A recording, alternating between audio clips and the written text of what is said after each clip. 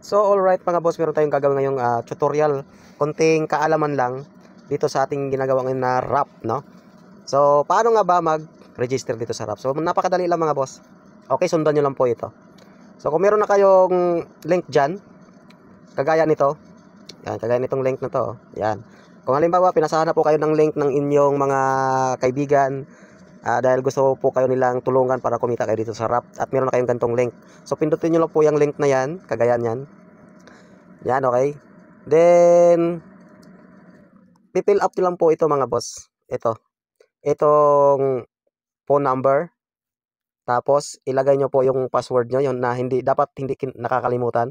Then, confirm password. Kung anong password nilagay mo dyan sa taas, yun din ang ilagay mo dito sa confirm password. Then, syempre dito sa please enter the verification yan. Dito, dyan. So, ano ang ilalagay mo dyan? Ito po yung ilalagay mo. Ito ang ilalagay mo, yan. Yan, okay? Then pagkatapos mga boss, mag-register ka na. Pinutin mo yung register, okay? So, ganun na po kabilis kung paano mag-register dito sa wrap.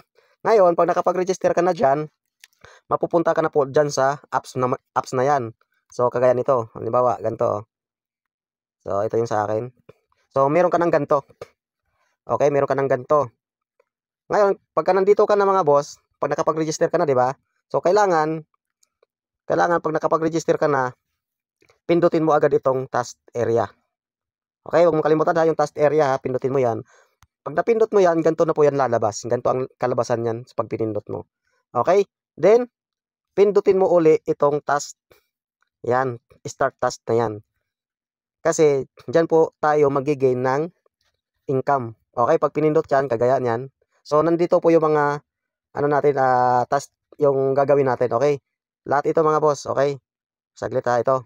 Lahat ito nakalagay na may install. Yung may install na yan, lahat yan. Kung ilan man yan, yan ang dapat mong i-install. So, huwag po kayo matakot sa pag-install. Dahil sa system lang po ito, hindi po ito mag-a-appear dyan sa phone natin. Kumbaga, working place lang to. Dito lang tayo magtatrabaho para kumita at makapag-gain tayo ng earnings dito sa wrap, okay? So, halimbawa ito, i-install natin. Yan. So, antay mo lang siya na mag 100%.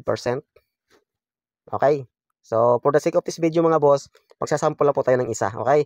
So, ganyan lang po kadali kung paano tayo kumita dito sa wrap. Ayos. Kaya antay lang natin mag 100%. Okay. Yan. Basta wag nyo po kalimutan mga boss, lahat ng mga may naka-install dyan na nakalagay, yan po ang pipindutin nyo. Okay? So, halimbawa, tapos na po tayo. Tapos na po tayo sa task, no? So, dito natin makikita yung ating income. Okay? Ito. Dito. Yan. Yan po makikita yan. Tapos, nandito yung today's earnings, no? Ito kasi total balance, tapos dito today's earnings. Okay? So, dyan po natin makikita. Then, pagkatapos ng mga boss, punta po kayo dito sa, huwag nyo kalimutan ha, punta po kayo dito sa, dito. Pindutin nyo po yung may na yan. Itong may, yan. Yan, pindutin nyo yan. Pag natapos na kayo mag-task. Dahil bakit? Nandito po yung pinaka-importante sa lahat. Okay? Ito. Pag napindot mo yung may na yon, pindutin mo itong, tawag na to, personal information, okay? Pag napindot nyo po yung personal information na yan, so mapunta po kayo dito. Okay? Yan. Dito, kailangan yung fill upan ito. Ito, i-click mo yan, yung name. Ilagay mo yung real name mo, yung totoong pangalan mo ha. Oh. Tapos, ilagay mo yung GCash mo dito, GCash number, sa bank account number. GCash number ang ilalagay dyan. At ito mga boss. Yan. Password.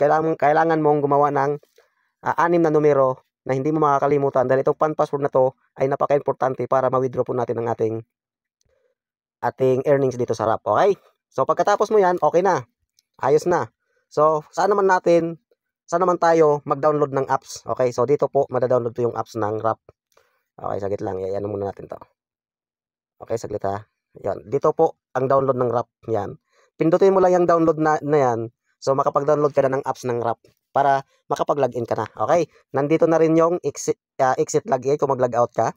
So, nandito mga boss, pag-aralan nyo lang to. No? Lahat yan, no? Nandito na rin yung financial record. So, lubos-lubusin na natin. No? Nandito yung financial record. Pag pinindot mo yan mga boss, lalabas po yan dyan kung magkano yung kinikita mo sa isang araw yan. Lahat ng ginagawa, lahat ng activities mo nandyan.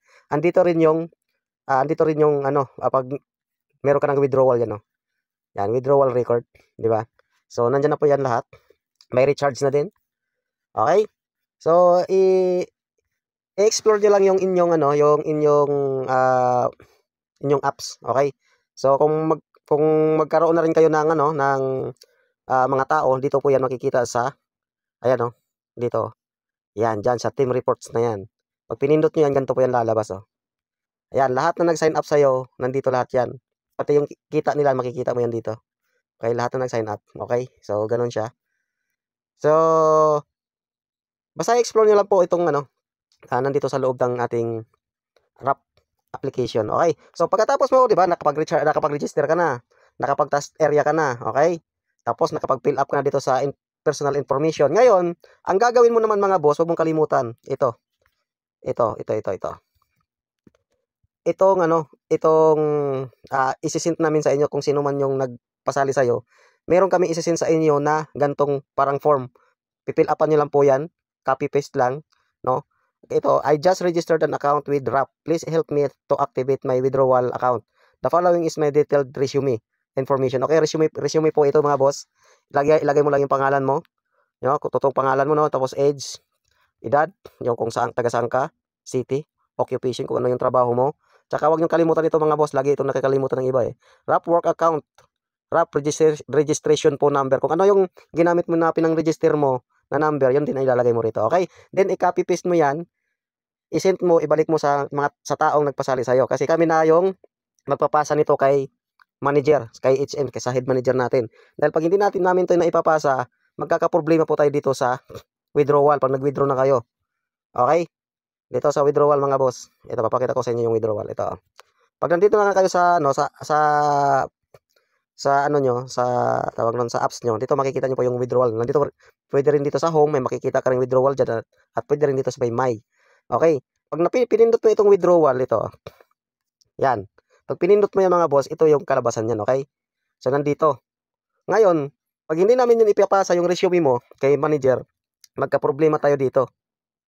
Hindi ka makapag-withdraw, okay? Kailangan natin si manager para ma-activate niya itong withdrawal, okay? So, yan lang naman mga boss. Yan lang naman ang pinaka-information dito sa ating RAP.